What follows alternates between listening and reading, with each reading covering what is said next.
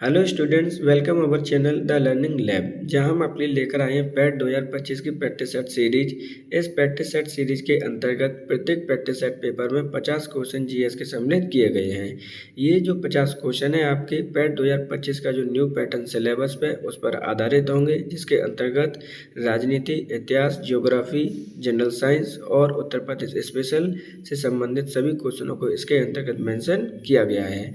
यह practice set series आपकी आने वाले एग्जाम जो कि कंडक्ट कराया जाना है 6 से 7 सितंबर 2025 को, उसके लिए हेल्पफुल होगी। अगर आपको हमारा कंटेंट पसंद आता है तो वीडियो को लाइक और चैनल को सब्सक्राइब जरूर करें, जिससे कि आने वाली वीडियो का नोटिफिकेशन आपको प्राप्त हो सके।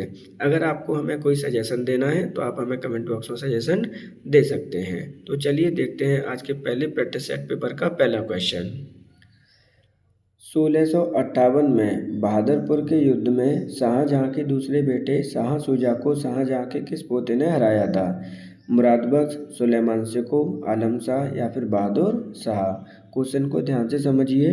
आपके बहादुरपुर का युद्ध कब हुआ है? 1658 में। किन के मध्य हुआ है? शाह शुजा और शाहजहां के पोते के मध्य में। उस पोते का नाम बताना है, तो सही आंसर होगा ऑप्शन नंबर 2, सुलेमान सिको। बात कर लेते हैं शाहजहां की। तो शाहजहां के आपके 4 पुत्र थे। भारत का ये राजा बना था 1628 में। इनके द्वारा एक बिल्डिंग बनवाई गई है जिसका नाम है ताजमहल। ताजमहल कहाँ पर स्थित है? तो ये ताजमहल आपका यमुना के किनारे आगरा में स्थित है। ये चीज़ भी आपको याद करनी है। तो सही आंसर होगा ऑप्शन नंबर 2, सुलेमान सिको ने शाह शुजा को 1658 के बहादुरपुर के युद्ध में हराया था। भारत में निम्नलिखित में से कौन सी शहर कर्क रेखा के सबसे दूर है? गांधीनगर, रांची, अगरतला या भुवनेश्वर? तो देखिए यहाँ पे क्या बोल रहा है कि आपका कौन सा शहर है जो कर्क रेखा के सबसे दूर है। पहले आंसर देख लीजिए। सही आंसर होगा ऑप्शन नंबर 4, भुवनेश्वर। भुवनेश्वर कहाँ पर स्थित है? तो ये आपके उड़ीसा राज्यों का राजधानी है। इस चीज़ को भी आप याद रखेंगे। अब बात कर लेते हैं आपके शहर कर्क रेखा के बारे में। तो कर्क रेखा भारत के 8 राज्यों से होकर गुजरती है आपकी। अब वो कौन कौन से राज्य हैं उनके नाम समझ लीजिए। इनका जो क्रम है वो मैं आपको वेस्ट टू ईस्ट बता रहा हूँ, तो आपको लर्न रहने चाहिए। नंबर 1 है आपका गुजरात, राजस्थान, एमपी, छत्तीसगढ़, झारखंड, आपका पश्चिम बंगाल, त्रिपुरा और आपका लास्ट में आपका मिजोरम। तो देखिए यहाँ पे गांधीनगर गुजरात की राजधानी है, रांची आपकी झारखंड की राजधानी है, अगरतला आपकी त्रिपुरा की राजधानी है। तो जबकि भुवनेश्वर आपकी उड़ीसा की राजधानी है, जो कि सबसे दूर दक्षिण में स्थित है। सही आंसर होगा ऑप्शन नंबर 4। जवाहरलाल नेहरू के नेतृत्व में मुस्लिम लीग को अंतरिम सरकार के में कब सम्मिलित किया गया था? 2 सितंबर 1946, 14 सितंबर 1946, 24 अक्टूबर 1946, 14 नवंबर 1946? तो देखिए नेहरू जी के नेतृत्व में बनाई गई आपकी जो सरकार बनी थी उसमें मुस्लिम लीग को कब सम्मिलित किया गया था, ये आपसे पूछा जा रहा है। तो सही आंसर होगा ऑप्शन नंबर आपका 3, 24 अक्टूबर 1940 को मुस्लिम लीग को इसमें ऐड किया गया था। जबकि अंतरिम सरकार का गठन कब हुआ था? तो 2 सितंबर 1946 को अंतरिम सरकार का गठन हुआ था, जिसके प्रधानमंत्री किसे बनाया गया था? जवाहरलाल नेहरू को। सही आंसर होगा ऑप्शन नंबर 3। एशिया में निम्न देशों में से कौन सा देश तेल का सबसे बड़ा उत्पादक है? सऊदी अरब, ईरान, इराक या यमन? तो देखिए यहाँ पे क्या बोला गया है, ऐसा देश जो तेल का सबसे बड़ा उत्पादक देश है, और वो भी कहाँ पर? एशियन कंट्री में। तो सही आंसर होगा ऑप्शन नंबर आपका 1, सऊदी अरब। सऊदी अरब की राजधानी क्या है? तो राजधानी आप याद कर लेना, रियाद राजधानी है। क्या है आपकी? रियाद राजधानी है। सही आंसर होगा ऑप्शन नंबर 1। भारतीय संविधान के अनुच्छेद 20 का संबंध है पदवियों का उन्मूलन, 2 सिद्धि संदर्भ के संरक्षण में, नागरिकता के अधिकार का निरंतरता, सहकारी समितियों का प्रोत्साहन। तो देखिए यहाँ पे आर्टिकल नंबर 20 के बारे में पूछा जा रहा है, जिसका संबंध किससे है? तो इसका संबंध है ऑप्शन नंबर 3 दोष सिद्धि के संदर्भ के संरक्षण में। मतलब अगर आप किसी पे दोष लगा रहे हैं, FIR वगैरह कर रहे हैं, उसे गिरफ्तार कर रहे हैं, तो उसको प्रोटेक्ट किया गया है आर्टिकल नंबर 20 में। यहाँ पर आपको आप केस के कारण आपको गिरफ्तार किया गया रीज़न बताया जाएगा, आपके एडवोकेट की आप हेल्प ले सकते हैं। इसमें आप अपने फैमिली मेम्बर को अगर गिरफ्तार किया जाता है तो इन्फॉर्मेशन प्रावधान भी किया गया है। तो सही आंसर होगा ऑप्शन नंबर 2, दो सिद्धि संदर्भ के संरक्षण में आर्टिकल नंबर 20 में कहा गया है। अंडमान और निकोबार द्वीप समूह पर स्थित इंदिरा पॉइंट निम्नलिखित देशों में से किसके निकटतम है? बांग्लादेश, मलेशिया, इंडोनेशिया या फिर नेपाल। तो पहले क्वेश्चन को ध्यान से समझिए। अंडमान और निकोबार द्वीप समूह में स्थित है आपका क्या? इंदिरा पॉइंट, जो कि सबसे आपका दक्षिणतम बिंदु है भारत का। क्या है आपका? साउदर्स्ट आपका सबसे पॉइंट है आपके भारत का। इस चीज़ को आप याद रखेंगे। पूछा गया है कि किसके निकटतम है ये, तो सही आंसर होगा ऑप्शन नंबर 3, इंडोनेशिया के निकटतम है। कहाँ पर स्थित है? तो ये स्थित है आपके बे ऑफ बंगाल में। ऑप्शन सही होगा 3, इंडोनेशिया। 1947 में महाराष्ट्र में महाड़ सत्याग्रह किसके द्वारा प्रारंभ किया गया था? महात्मा गांधी, सरदार वल्लभ भाई पटेल, डॉक्टर भीमराव अंबेडकर, ज्योतिबा फूले। तो देखिए यहाँ पर आपकी ये सन गलत दे रखी है, इसको चेंज कर लेना। 1927 है ये। क्या है आपकी? 1927 में महाराष्ट्र के महाड़ सत्याग्रह है। अब महाड़ सत्याग्रह कहाँ पर किया गया है? महाराष्ट्र में किया गया है। किसके द्वारा किया गया है, ये क्वेश्चन आपसे पूछा जा रहा है। तो सही आंसर होगा ऑप्शन नंबर आपका 3, डॉक्टर भीमराव अंबेडकर जी के द्वारा इसको सत्याग्रह को प्रारंभ किया गया था।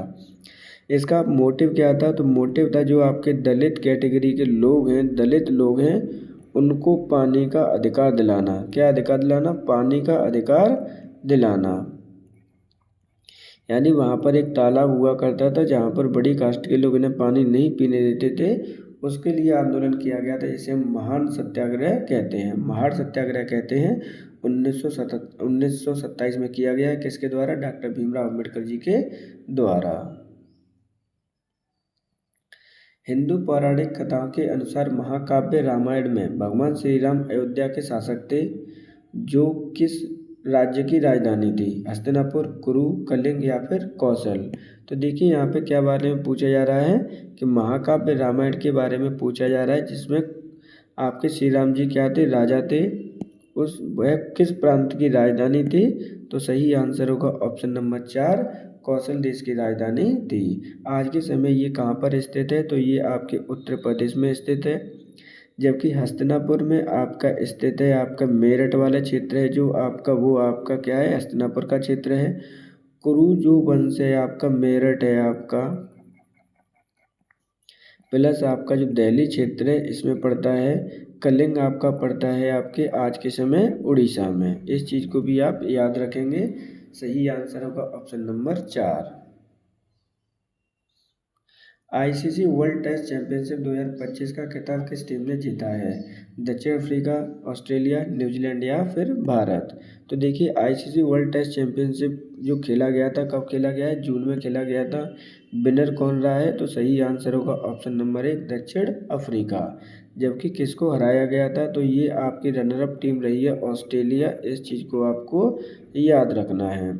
इस बार कौन सा एडिशन था? तो इसका आपका 3rd एडिशन है इस टेस्ट चैंपियनशिप का। इसका फाइनल मैच कहाँ पे खेला गया था? तो फाइनल मैच खेला गया था, यानी जो फाइनल जिसे कहते हैं, वो खेला गया है आपके लॉर्ड्स इंग्लैंड में। इस चीज़ को भी आपको याद रखना है। तो ये आपका क्या है? क्रिकेट टूर्नामेंट है। सही आंसर होगा ऑप्शन नंबर 1, दक्षिण अफ्रीका आपकी विनिंग टीम थी। इसके आप कैप्टन भी याद रख लीजिए, क्योंकि अफ्रीका ने कोई भी पहला ICC इवेंट जीता है, जिसके कैप्टन थे आपके टेम्बा बमूंगा। सही आंसर होगा 1, दक्षिण अफ्रीका। 1947 में लॉर्ड माउंटबेटन द्वारा घोषित भारत और पाकिस्तान की सीमा के लिए सीमा आयोग का अध्यक्ष कौन थे? Lord Curzon, Lord Wavell, Clement Attlee या सिरिल रैडक्लिफ। तो देखिए, भारत और आपका पाकिस्तान एक साथ आज़ाद हुए थे, दो राज्य बनाए गए थे, भारत और पाकिस्तान। तो इसके आपके सीमा निर्धारित करने के लिए एक अध्यक्ष में एक आयोग भी बनाया गया था। उस आयोग के अध्यक्ष कौन थे? आपके रैडक्लिफ। इसलिए हम भारत और पाकिस्तान की जो सीमा होती है, पाक और इंडिया की जो सीमा है आपकी, उसे हम क्या कहते हैं? रैडक्लिफ लाइन कहते हैं। इस चीज़ को भी आपको याद रखना है कि रैडक्लिफ लाइन किन के मध्य है? तो भारत और पाकिस्तान के मध्य है। सही आंसर होगा ऑप्शन नंबर 4। जीएसटी में निम्न में से किस कर को शामिल किया गया है? यानी एक राज्य कर है जिसे जीएसटी में आपका शामिल किया गया है। चुंगी, संपत्ति कर, आयकर और उपहार कर। तो देखिए, यहाँ पे जो सम्मिलित किया गया है, सही आंसर होगा ऑप्शन नंबर 1, चुंगी कर को भी जीएसटी कर के अंतर्गत शामिल कर लिया गया है। अब बात कर लेते हैं जीएसटी के बारे में। तो जीएसटी आपकी भारत में कब लागू हुई है? तो जीएसटी भारत में लागू हुई है आपकी 1 जुलाई 2017 को। जीएसटी किस प्रकार का आपका टैक्स है आपका? तो इनडायरेक्ट टैक्स है, ये भी आप याद करेंगे। सबसे पहले इसको कहाँ से स्टार्ट किया गया था सर्वप्रथम, यानी कहाँ से ये स्टार्ट हुई थी? तो ये हुई है आपकी जीएसटी स्टार्ट फ्रांस कंट्री से। इनको भी आपको याद करना है। जीएसटी की फुल फॉर्म क्या होती है? तो इसका एक फुल फॉर्म होती है गुड्स एंड सर्विस टैक्स। क्या है आपका? Goods and service tax. एक इनडायरेक्ट टैक्स है जो कि भारत में लागू किया गया 1 जुलाई 2017 को। इनडायरेक्ट टैक्स है। सही आंसर होगा ऑप्शन नंबर 1, चुंगी कर को भी इसके अंतर्गत सम्मिलित किया गया है। वनडे चैंपियनशिप 2025 की उपविजेता टीम कौन सी है? भारत, न्यूजीलैंड, दक्षिण अफ्रीका या फिर ऑस्ट्रेलिया। तो देखिए, यहाँ पे क्या पूछा जा रहा है? उपविजेता टीम पूछा जा रहा है। इसलिए मैं कह रहा हूँ कि जब भी क्वेश्चन आपके आए तो ध्यान से आपको पढ़ना है। वनडे चैंपियनशिप 2025 की बात की जा रही है।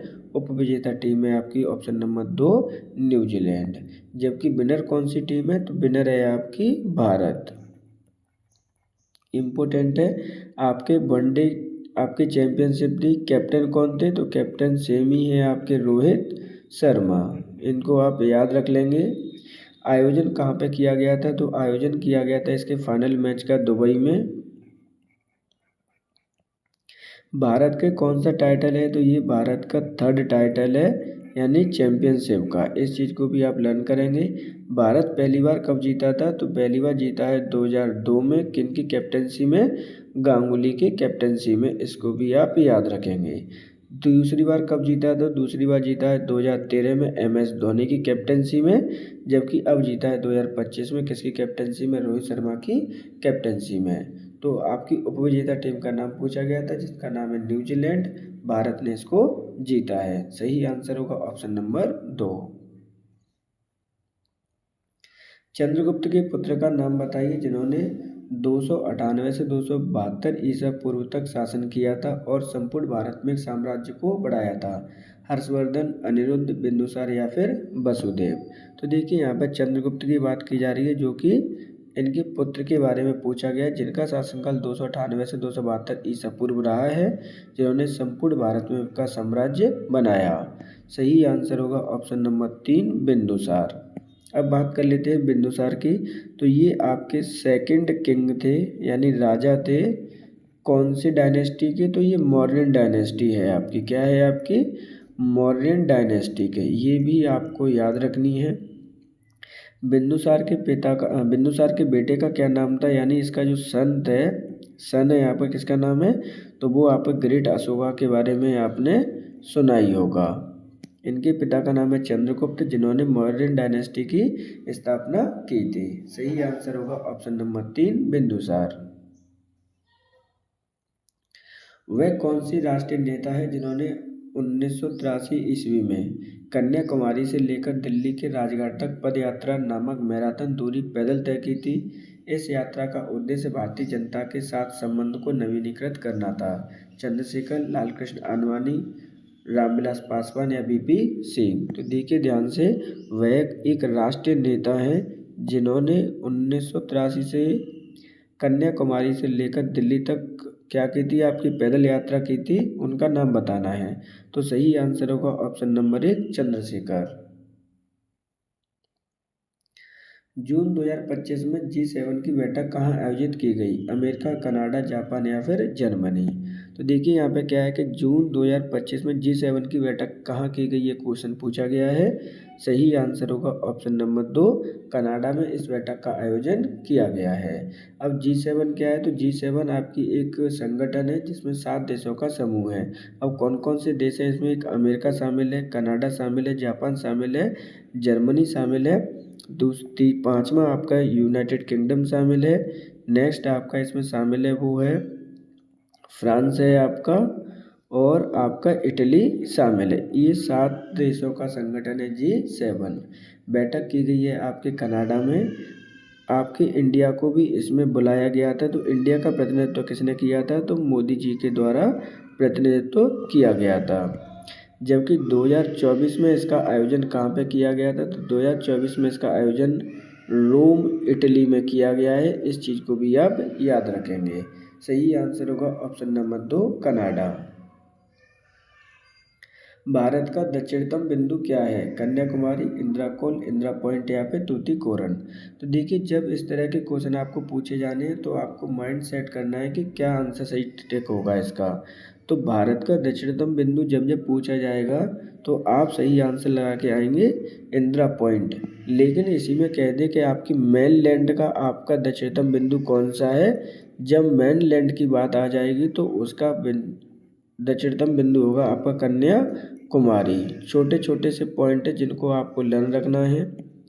इंदिरा पॉइंट कहाँ पर स्थित है, तो ये आपके अंडमान एंड निकोबार आइलैंड में आपका स्थित है। ये आप याद रखना है। सही आंसर होगा ऑप्शन नंबर 3।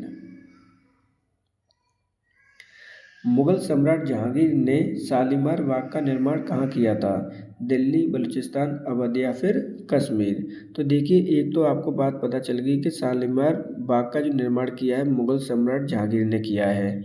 इसका निर्माण कहाँ पे किया गया है, तो सही आंसर होगा ऑप्शन नंबर 4 कश्मीर में किया गया है। जहांगीर के द्वारा कश्मीर में किया गया था। ये किसके लिए किया गया था, तो उनकी धर्मपत्नी मेहरुन्निसा के लिए किया गया था। मेहरुन्निसा को ही आप किस नाम से जानते हैं, तो नूरजहां नाम से आप जानते हैं। ये नाम से आप परिचित भी होंगे। अब बात कर लेते हैं जहांगीर की। तो जहांगीर किसका बेटा था, तो जहांगीर आपके अकबर का बेटा था। इस चीज़ को भी आप याद रखेंगे। अकबर का बेटा है कौन, जहांगीर। जिनका शासनकाल कब से कब तक चला था, तो इनका शासनकाल 1605 से लेकर 1627 या फिर 28, जो भी आपको याद रहे कर लेना है। इनका शासनकाल चला है। सही आंसर होगा ऑप्शन नंबर 4। ऑस्ट्रेलिया के एकमात्र द्वीपीय राज्य का नाम बताइए, कैपरी, इब्जा, तस्मानिया या फिर रोएस। तो देखिए यहाँ पे क्या बोल रहे हैं कि ऑस्ट्रेलिया के एकमात्र द्वीपीय राज्य का नाम क्या है। सही आंसर होगा ऑप्शन नंबर 3 तस्मानिया। कहाँ पर स्थित है तस्मानिया, तो ये आपका पैसिफिक ओशियन में आपका स्थित है। इस चीज़ को भी आपको याद रखना है। और कौन से डायरेक्शन में स्थित है ऑस्ट्रेलिया के, तो ऑस्ट्रेलिया के ये साउथ में स्थित है। सही आंसर होगा ऑप्शन नंबर 3 तस्मानिया।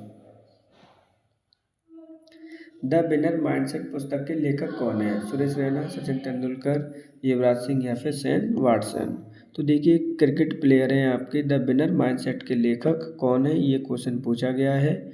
सही आंसर होगा option number 4 Shane Watson. Shane Watson कहाँ के प्लेयर हैं, तो ये ऑस्ट्रेलिया के प्लेयर रह चुके हैं जिन्होंने आपका संन्यास ले चुके हैं। ये चीज़ भी आपको याद रखनी है। क्रिकेट प्लेयर है, क्या है आपके, क्रिकेट प्लेयर रह चुके हैं आपके। अब तो इन्होंने संन्यास ले लिया है। बात कर लेते हैं सुरेश रैना के द्वारा एक पुस्तक लिखी गई है बिलीव इट। क्या है आपकी, बिलीव इट आपकी एक पुस्तक लिखी गई थी सुरेश रैना के द्वारा। सचिन तेंदुलकर की पुस्तक का नाम भी याद कर लीजिए। इनका पुस्तक का नाम है प्लेइंग एट माई वे। क्या है पुस्तक का नाम, प्लेइंग एट माई वे। ये एक एक पॉइंट आपके लिए इम्पोर्टेंट है। एक एक आपकी चीज़ें इम्पोर्टेंट है। कहीं से कुछ भी प्रकार के क्वेश्चन आपके पूछे जा सकते हैं। सही आंसर होगा option number 4 the winner mindset के लेखक है शेन वाटसन। भारतीय रिजर्व बैंक की स्थापना कब हुई थी? 1930, 1935, 1940, 1945। तो देखिए भारतीय रिजर्व बैंक की स्थापना डेट पूछी जा रही है, ईयर पूछी जा रही है, तो सही आंसर होगा ऑप्शन नंबर आपका 2, 1935 में इसकी स्थापना हुई है। एग्जैक्ट डेट अगर आपको याद करना है तो वो है आपकी 1 अप्रैल 1935, क्योंकि 1 अप्रैल को प्रत्येक वर्ष इसका स्थापना दिवस मनाया जाता है। बात कर लेते हैं हेडक्वार्टर की, तो हेडक्वार्टर कहाँ पर है इसका? तो हेडक्वार्टर है आपका मुंबई में। इसे हम अदर नामों से भी जानते हैं। अदर नाम इसका सेंट्रल बैंक है आपका, जिसे हम केंद्रीय बैंक कहते हैं, और इसे हम बैंकों का बैंक भी कहते हैं, बैंकर्स ऑफ बैंक। हेडक्वार्टर आपका कहाँ पर होगा? मुंबई। इसकी स्थापना हुई है 1 अप्रैल 1935। सही आंसर होगा ऑप्शन नंबर 2, 1935। वैदिक सभ्यता किस नदी के तट पर विकसित हुई? गोदावरी, कावेरी, कृष्णा या सरस्वती? तो वैदिक सभ्यता आपके किस नदी के किनारे आपकी विकसित हुई है, क्वेश्चन में पूछा गया है। तो सही आंसर होगा ऑप्शन नंबर 4, मान लेना इसको। जो सही आंसर है, सरस्वती नदी के किनारे इसका उद्गम हुआ है।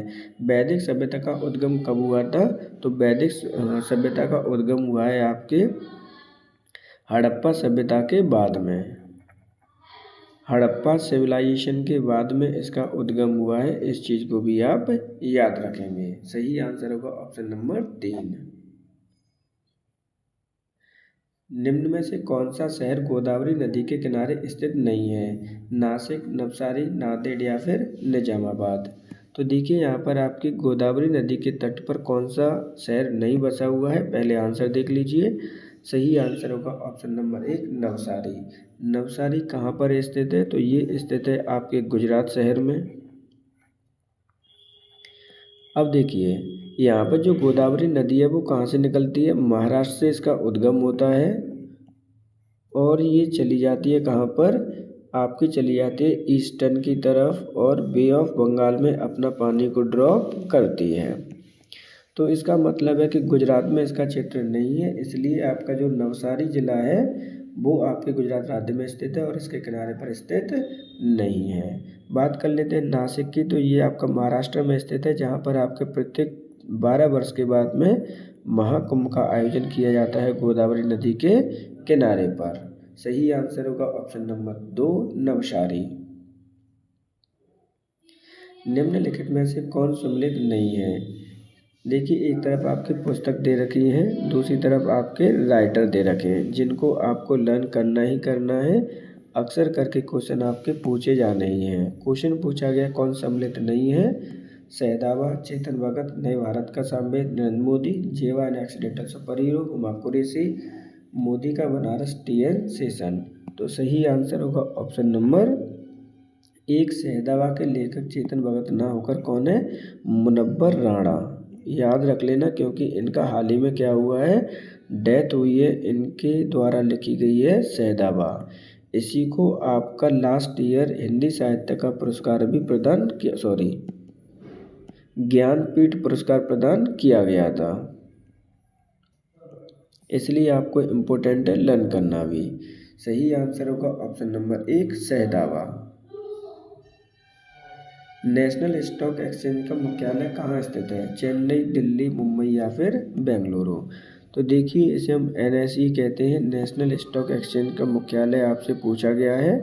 तो सही आंसर होगा ऑप्शन नंबर 3, मुंबई में ये स्थित है। इसकी स्थापना कब की गई है? तो इसकी स्थापना की गई थी आपके 1992 में। अब जो NSE है आपका क्या देखता है? तो जो ऑनलाइन बिजनेस करते हैं, जैसे आपका ट्रांसफर होता है, ऑनलाइन बिजनेस होता है, सेबी होती है,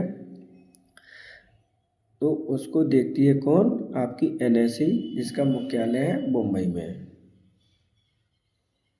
गदर आंदोलन के नेता कौन थे? हरदयाल, भगत सिंह, मैडम कामा, श्याम सिंह कृष्ण? तो यहाँ पे देखिए क्या पूछा गया है, गदर आंदोलन के बारे में आपसे पूछा गया है कि इसके प्रमुख नेता कौन थे। तो सही आंसर होगा ऑप्शन नंबर 1, स्वामी हरदयाल सिंह आपके इस नेता थे इस आंदोलन के। ये आंदोलन कहाँ पे स्टार्ट किया गया था इनके द्वारा? तो ये आंदोलन स्टार्ट किया गया था 1913 में सैन फ्रांसिस्को में। कहाँ पर स्टार्ट हुआ था? San Francisco. ये जो आपको याद करना ही करना है। सैन फ्रांसिस्को कहाँ पर है आपका? यूएसए में एक शहर है जहाँ पर स्टार्ट किया गया था गदर आंदोलन। इसका उद्देश्य क्या था? तो इसका उद्देश्य था भारत की आज़ादी। क्या था आपका? भारत की आज़ादी। सही आंसर होगा ऑप्शन नंबर 1 हरदयाल सिंह। भारत सरकार का कौन सा मंत्रालय भारत के विदेशी व्यापार और नीति से संबंधित है? रक्षा मंत्रालय, विदेश मंत्रालय, वाणिज्य एवं उद्योग मंत्रालय या फिर गृह मंत्रालय? तो देखिए यहाँ पे क्या कह रहे हैं कि कौन सा मंत्रालय आपका विदेश व्यापार को देखता है, नीति पॉलिसी बनाता है?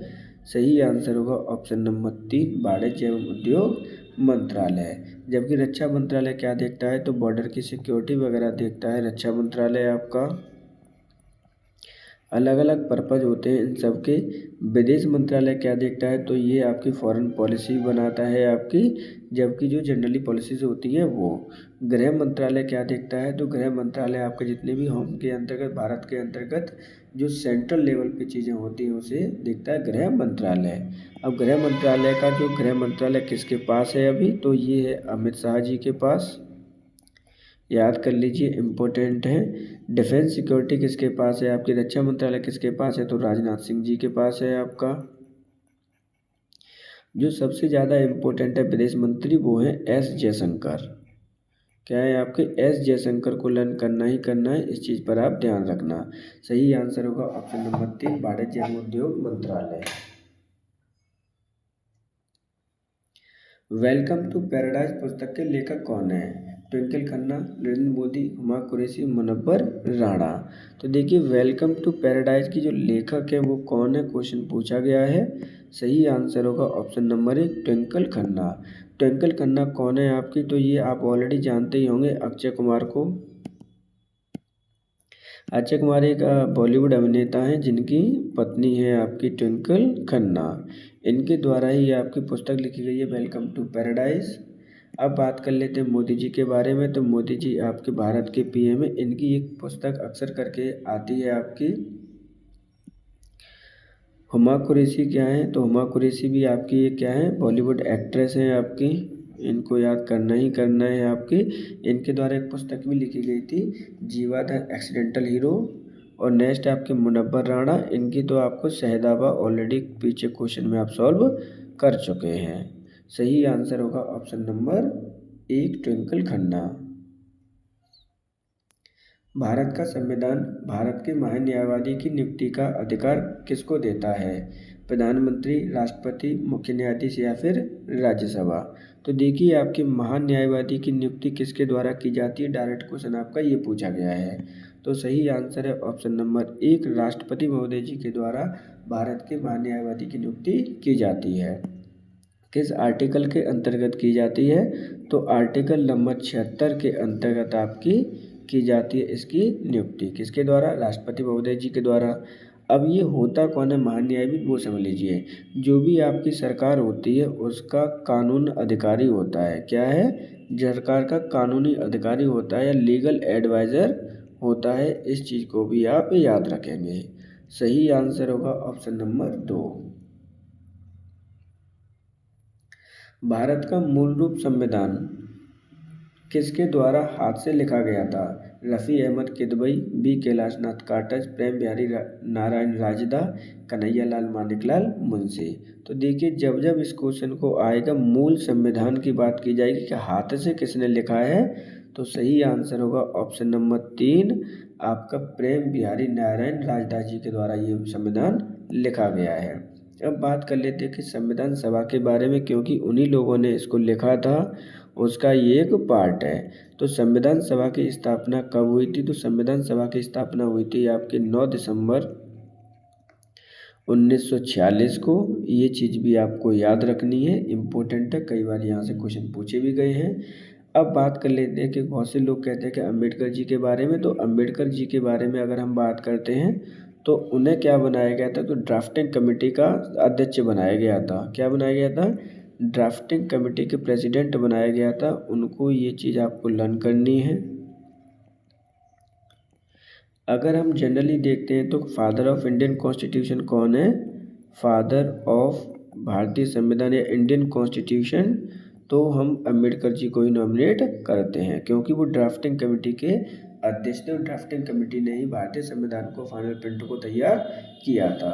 अगर हाथ से लिखने की बात आती है तो वो है प्रेम बिहारी नारायण राजदा। सही आंसर होगा ऑप्शन नंबर 3। नेल्सन मंडेला का जीवन काल है 1916 से 2013, 1917 से 2013, 1918 से 2013, 1916 से 2022। तो देखिए नेल्सन मंडेला का जीवन काल कितना है, तो सही आंसर होगा ऑप्शन नंबर 3, 1918 से लेकर 2013 तक। अब नेल्सन मंडेला कहाँ से बिलोंग करते हैं, तो ये आपके साउथ अफ्रीका से बिलोंग करते हैं।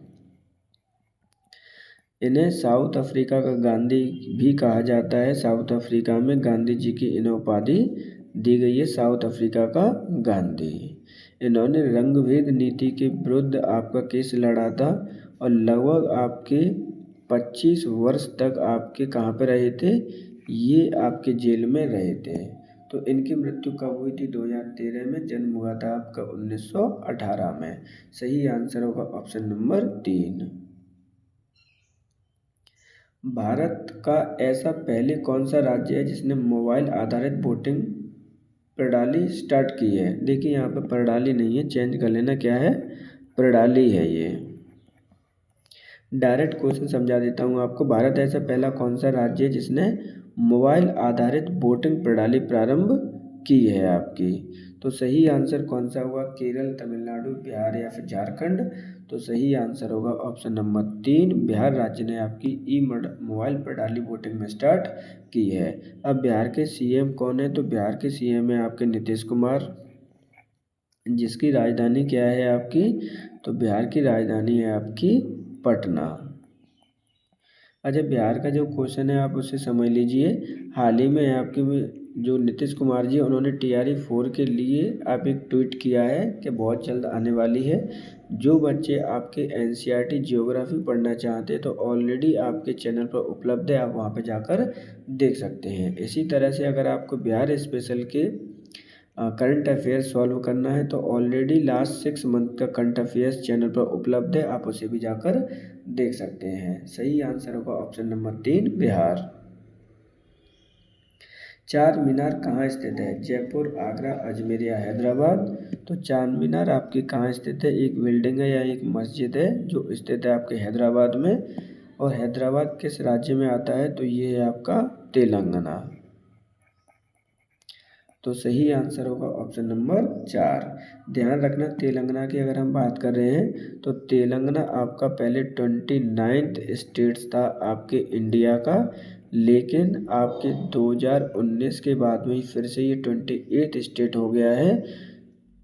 इसकी स्थापना कब की गई थी, तो आपकी स्थापना हुई थी 1 जून 2014 में। आंध्र प्रदेश से तोड़कर इसको बनाया गया था। सही आंसर होगा ऑप्शन नंबर 4, हैदराबाद। निम्न में से कौन सी पुस्तक रोइंगटन मिस्त्री द्वारा लिखी गई है, इंग्लिश, अगस्त, our moon has blind serial man a fine valence. तो देखिए यहाँ पे क्या है कि रोंगटन पुस्तक क्या है, रोंगटन मिस्त्री के द्वारा लिखी गई पुस्तक का नाम क्या है, अ फाइन वैलेंस इनके द्वारा एक पुस्तक लिखी गई है। भारत का राष्ट्रीय गीत क्या है, सारे जहां से अच्छा हिंदुस्तान हमारा, जनगण मन अधिनायक जय हे, जन जन भारत जन जन अभिमत या फिर वंदे मातरम। तो देखिए यहाँ पे भारत का राष्ट्रीय गीत पूछा गया है, पहले आंसर देख लीजिए। आंसर सही होगा वंदे मातरम। वंदे मातरम किसके द्वारा लिखा गया था, तो ये बंकिम चंद्र चटर्जी के द्वारा लिखा गया है। इनको आपको लर्न करना ही करना है।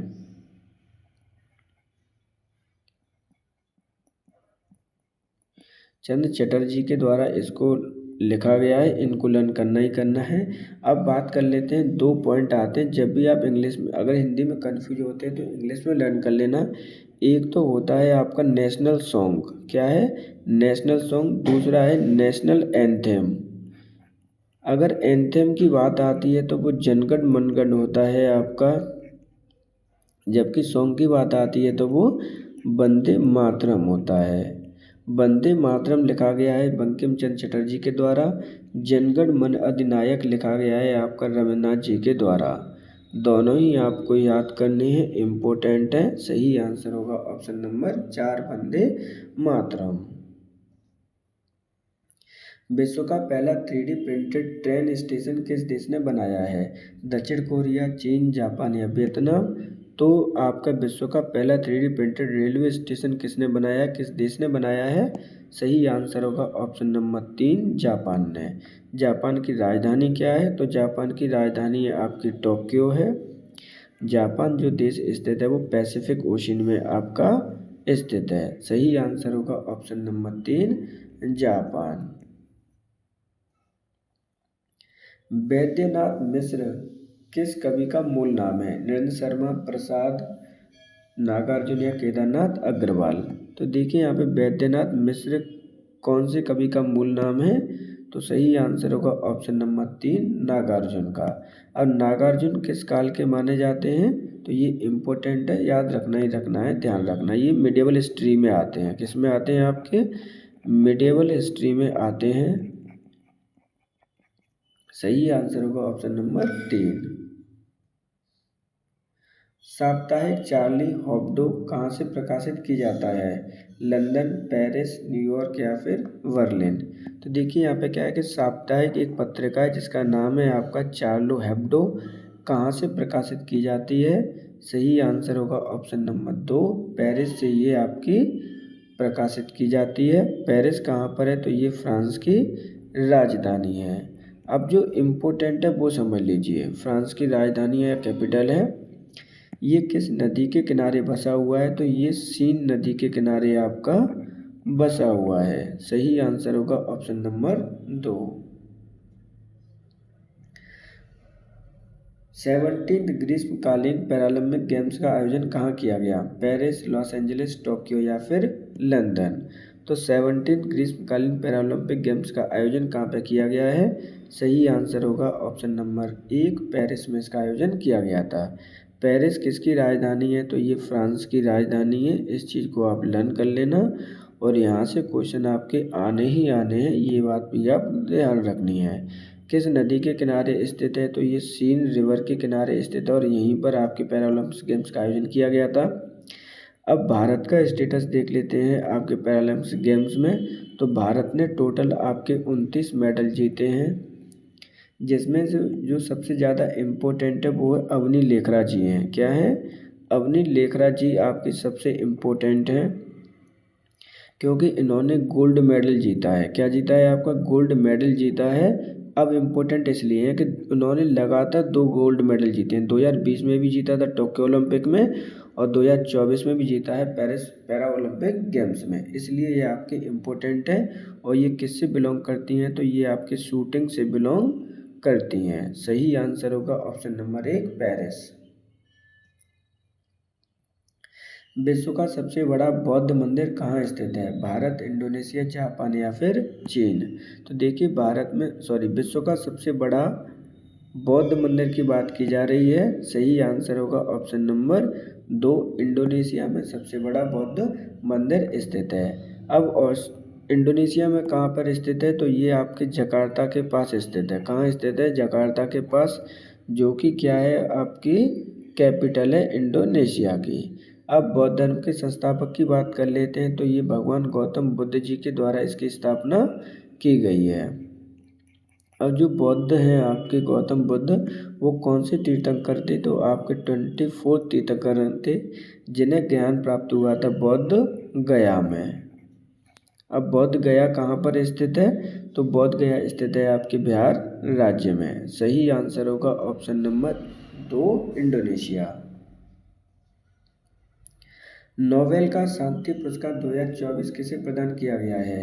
Hancock, Leon Hindalco, David Baker, John M Jumper? तो देखिए नोबेल का शांति पुरस्कार 2024 किसे प्रदान किया गया है? सही आंसर होगा आपका लीओन हिंडाल्को को प्रदान किया गया है। ये आपका एक ऑर्गेनाइजेशन है। क्या है आपका? ऑर्गेनाइजेशन है आपका। कहाँ का है? तो ये आपका एक ऑर्गेनाइजेशन है जापान का। तो जापान में जब आपके 1945 में 2 अटैक किए गए थे, नागासाकी और हिरोशिमा पर। अब देखिए इनका हम प्रयोग क्यों कर रहे हैं या क्यों बता रहे हैं इनके बारे में। जब यहाँ पर परमाणु अटैक किए गए थे, एटम अटैक किया गया था, तो वहाँ से आपकी क्या निकलती है, आपकी वेपर्स निकलती हैं, रेजेस निकलती हैं जो कि हानिकारक होती हैं। उनसे बीमार हुए लोग क्या है आपके, उनसे बीमार हुए लोगों की हेल्प की जाती है इस संगठन के द्वारा। इसलिए इसको नोबेल का शांति पुरस्कार 2024 प्रदान किया गया है। जबकि हैंगकांग को कौन सा प्रदान किया गया है, तो इन्हें लिटरेचर का प्रदान किया गया है। इसको आप याद कर लेना, इम्पोर्टेंट है। ये आपकी कहाँ से बिलोंग करती है, तो ये साउथ कोरिया से आपकी बिलोंग करती हैं। सही आंसर होगा ऑप्शन नंबर 2, निहॉन हिंडाल्को। भारतीय कृषि अनुसंधान संस्थान पूसा का मुख्यालय कहाँ स्थित है, दिल्ली, लखनऊ, करनाल या फिर देहरादून। तो देखिए भारतीय कृषि अनुसंधान संस्थान पूसा का मुख्यालय स्थित है आपके नई दिल्ली में। सही आंसर होगा ऑप्शन नंबर आपका 1। इसकी स्थापना कब की गई है, ये सबसे ज़्यादा इम्पोर्टेंट है आपका। इसकी स्थापना हुई थी आपकी 1929 में। क्या है, स्थापना हुई है 1929 में। नई दिल्ली में इसका मुख्यालय स्थित है। सही आंसर होगा ऑप्शन नंबर 1। महान दार्शनिक कन्फ्यूशियस को चीनी किस अन्य नाम से जानते हैं। तो देखिए आपका क्या है कि महान एक दार्शनिक है कन्फ्यूशियस। अब कहाँ के हैं ये, तो ये चाइना के हैं यानी चीन के हैं। इन्हें अन्य नाम से भी जाना जाता है, कुंगजू, लीशांजू, चुयान या फिर सांगजू। तो सही आंसर होगा ऑप्शन नंबर 1, कुंजू के नाम से भी इन्हें जानते हैं। ये कहाँ पर है आपका, तो ये कन्फ्यूशियस कहाँ के हैं, तो ये चाइना कंट्री के हैं, चीन देश के हैं, जिसकी राजधानी क्या है आपकी, बीजिंग है। सही आंसर होगा ऑप्शन नंबर 1। निम्नलिखित में से कौन सा प्रसिद्ध बांसुरी वादक है, हरिप्रसाद चौरसिया, पंडित रविशंकर, अली अकबर खान, पंडित कृष्ण महाराज। तो देखिए यहाँ पे पूछा गया है कि बांसुरी वादक कौन है, तो सही आंसर होगा ऑप्शन नंबर 1, हरिप्रसाद चौरसिया को आप बांसुरी वादक के रूप में जानते हैं। जबकि पंडित रविशंकर किसके बारे में, तो ये सितार वादक हैं। एक एक पॉइंट आपको लर्न करना है क्योंकि यहाँ से क्वेश्चन आपके पूछे ही जाने हैं। ये आपके सरोद वादक हैं। और जो पंडित कृष्ण महाराज जी हैं वो आपके तबला वादक हैं। तो देखिए आपको चारों ही लर्न करने, कोई भी आपका पूछा जा सकता है, हो सकता है मैचिंग पूछ ली जाए। तो सही आंसर होगा ऑप्शन नंबर 1, पंडित हरिप्रसाद चौरसिया बांसुरी वादक हैं। भारतीय वायुसेना की पहली महिला फ्लाइट इंजीनियर कौन है, अवनी चतुर्वेदी, हिना जायसवाल, गुंजन सक्सेना, दीपिका मिश्रा। तो देखिए भारत की पहली वायुसेना की फ्लाइट इंजीनियर के बारे में पूछा गया है। सही आंसर होगा ऑप्शन नंबर 2, हिना जायसवाल। जबकि आपका अवनी चतुर्वेदी क्या है, तो आपकी फर्स्ट वुमेन है आपकी, यानी महिला फीमेल है आप, सॉरी यानी वुमेन है आपकी लड़ाकू विमान उड़ाने वाले। क्या है आपका, लड़ाकू विमान उड़ाने वाली हैं, इनको भी आप याद रखना। सही आंसर होगा ऑप्शन नंबर 2, हिना जायसवाल। निम्नलिखित में से कौन सी कल्पना चावला की जीवनी है और जॉन टियर हैरिसन द्वारा लिखी गई है। तो देखिए यहाँ पर पहले पॉइंट क्या है, कल्पना चावला की जीवनी के बारे में पूछा गया है, जिसके राइटर कौन है, जॉन टियर हैरिसन। क्या नाम है उसका, age of time, flood of fire, the mother of never new, the dare to do for the new generation. तो सही आंसर होगा option number 1, age of time आपकी कल्पना चावला की जीवनी है जो लिखी गई है जॉन टियर हैरिसन के द्वारा। अब कल्पना चावला कौन थी, तो ये भारतीय मूल की महिला थी। क्या है आपकी, भारतीय मूल की पहली महिला थी जो स्पेस में गई थी। कहाँ पे गई थी, आपकी स्पेस में गई थी। सही आंसर होगा option number 1, age of time. नमस्ते सालोम पत्रिका किन दो देशों के मध्य संबंधों पर आधारित है, भारत चीन, भारत नेपाल, भारत श्रीलंका, भारत इजराइल। तो देखिए नमस्ते सालोम पत्रिका किन दो देशों के मध्य संबंधों पर आधारित है, सही आंसर होगा ऑप्शन नंबर 4, भारत और इजराइल के मध्य आपकी ये पत्रिका आधारित है किन पर? इंटरनेशनल रिलेशन पर। डैश को छोड़कर निम्न में से सभी संघनन बहुलक हैं। तो देखिए यहाँ पे जितने भी दे रखे हैं वो सभी क्या है? बहुलक हैं। पीवीसी, नायलॉन, बैकेलाइट या डेकोरेंट, किसको छोड़कर? पीवीसी को छोड़कर। सही आंसर होगा ऑप्शन नंबर आपका 1। महाधमनी डैश के शीर्ष पर शुरू होती है, यानी जो आपका हृदय होता है कहाँ से शुरू होती है? दाहिना निलय, बायां निलय, दाहिना अलिंद या फिर बायां अलिंद। तो देखिए यहाँ पे क्या बोला गया है? महाधमनी कहाँ से प्रारंभ होती है, ये क्वेश्चन आपसे पूछा गया है। तो सही आंसर होगा ऑप्शन नंबर आपका 4, बायां अलिंद से ये स्टार्ट होती है। भारतीय संविधान के अनुच्छेद 21A के तहत राज्य को डैश से 14 वर्ष की आयु के सभी बच्चों को मुफ्त और अनिवार्य शिक्षा प्रदान करना है। 6, 4, 8 या फिर 10 वर्ष। तो देखिए यहाँ पे क्या है, ढंग से समझ लेना इम्पोर्टेंट है। आर्टिकल नंबर 21A में दिया गया है कि आप 6 वर्ष से लेकर 14 वर्ष की आयु के सभी बच्चों को आपकी सरकार मुफ्त क्या देगी? शिक्षा प्रदान करेगी, जो अनिवार्य होगी। तो सही आंसर होगा ऑप्शन नंबर आपका 2। ये किस में एडिशन किया गया था? तो ये आपके 86 संविधान संशोधन में इसको सम्मिलित किया गया है। इस चीज़ को भी आप याद रखेंगे, इम्पोर्टेंट है। यहाँ से पहले भी कई बार क्वेश्चन आपके पूछे गए हैं। सही आंसर होगा ऑप्शन नंबर 2। वेनेजुएला की राजधानी है निकोसिया, सान साल्वाडोर, क्विटो या फिर काराकस।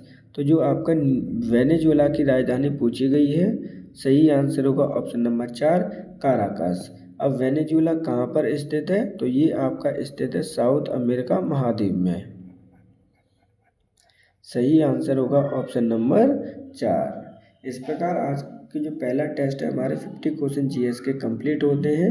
अगर आपको हमें कोई सजेशन देना है तो कमेंट बॉक्स में अपना सजेशन दे सकते हैं। यह सीरीज इसी प्रकार आगे बढ़ेगी जिसमें प्रत्येक में 50 क्वेश्चन होंगे। ये आपकी 2025 का जो पैट होना है आपका, जिसकी डेट भी अनाउंस हो चुकी है, 6 से 7 सितंबर को आपका एग्ज़ाम होना है, इसलिए आपकी प्रैक्टिस इम्पोर्टेंट है। Thank you for today.